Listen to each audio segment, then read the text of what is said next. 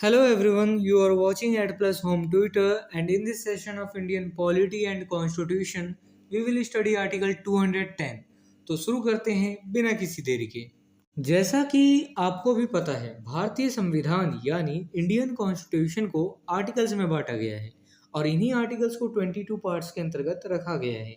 इसी 22 पार्ट्स में से 6th पार्ट में द स्टेट्स के बारे में बताया गया है, जिसके अंतर्गत आर्टिकल 152 से लेकर आर्टिकल 237 तक के सारे आर्टिकल्स आते हैं।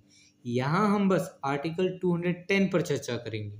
आर्टिकल 210 पार्ट 6 के चैप्टर 3 के अंतर्गत आता है। चैप्टर 3 में स्टेट लेजिस्लेचर के बारे में बताया गया है।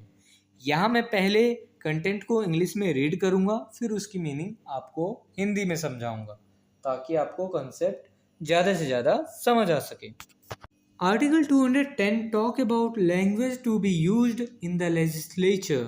Article 210 में स्टेट लेजिस्लेचर में प्रयोग की जाने वाली भाषा पर चर्चा की गई है कि कौन सी भाषा स्टेट लेजिस्लेचर में यानी लेजिस्लेटिव असेंबली या लेजिस्लेटिव काउंसिल में यूज की जाए।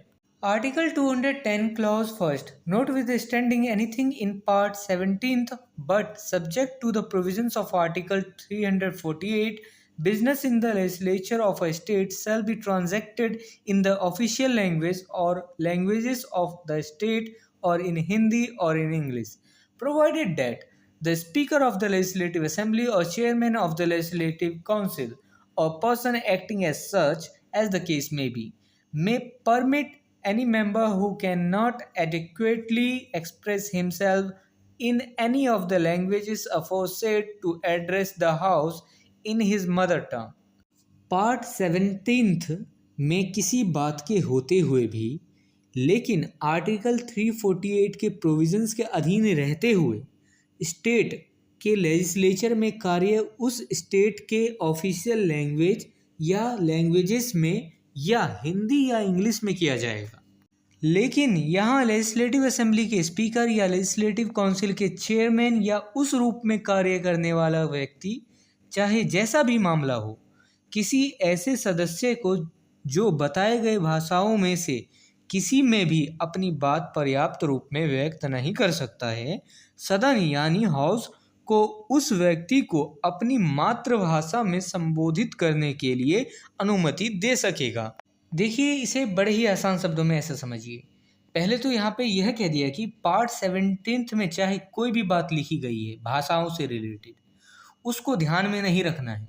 इस आर्टिकल को पढ़ना है और इस आर्टिकल के बातों को जो है ऊंचाई पे रखना है। आर्टिकल 17th में चाहे पार्ट 17th में चाहे जो भी लिखा हो, और लेकिन आर्टिकल 348 के प्रोविजंस के अंतर्गत के अधीन रहते हुए उसको ध्यान में रखना है।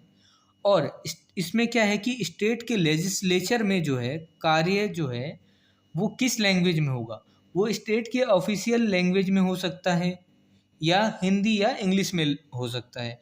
ऑफिशियल लैंग्वेज हो सकता है कि किसी स्टेट में 2-3 बोली जाती हो, जैसे बिहार एक स्टेट है, वहाँ पे 3-4 लैंग्वेज बोली जाती है, मैथिली बोली जाती है, भोजपुरी बोली जाती है। तो यहाँ पे क्या होगी, यहाँ पे ऑफिशियल लैंग्वेज की बात की गई है।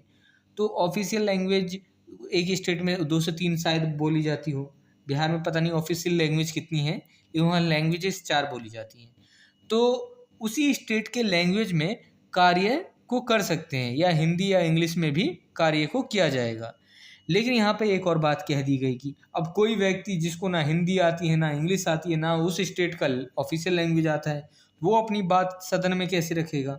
तो उस व्यक्ति को जो है, अगर लेजिस्लेटिव असेंबली में वो बोल रहा है तो स्पीकर, और लेजिस्लेटिव काउंसिल में बोल रहा है तो चेयरमैन, उस व्यक्ति को यह अधिकार दे देगा कि वह अपनी मातृभाषा में अपनी बात को संबोधित कर सकता है।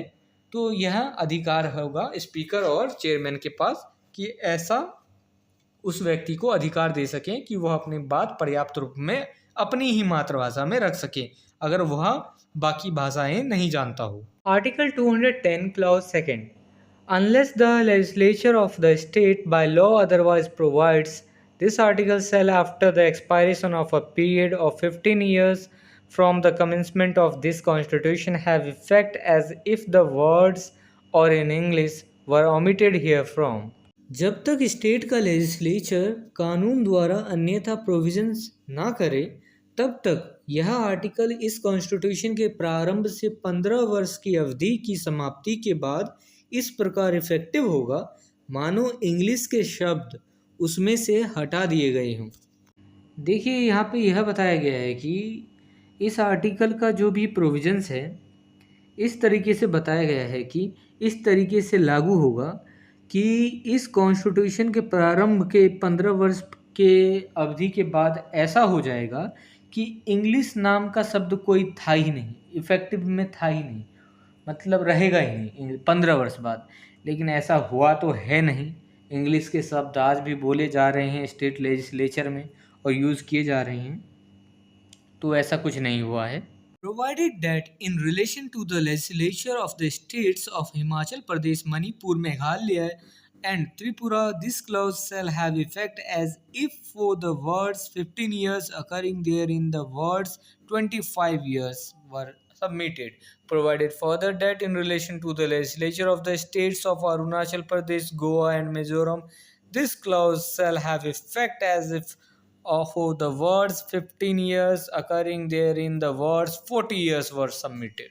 यहाँ इस क्लॉज सेकंड में हिमाचल प्रदेश, मणिपुर, मेघालय और त्रिपुरा राज्यों के लेजिस्लेचर्स के संबंध में यह क्लॉज इस प्रकार प्रभावी होगा मानो इसमें आने वाले 15 वर्ष के शब्दों के स्थान पर 25 वर्ष शब्द रख दिए गए हों और अरुणाचल प्रदेश, गोवा और मिजोरम राज्यों के लेजिस्लेचर्स के संबंध में यह क्लॉज इस प्रकार प्रभावी होगा मानो इसमें आने वाले 15 वर्ष शब्दों के स्थान पर 40 वर्ष शब्द रख दिए गए हों।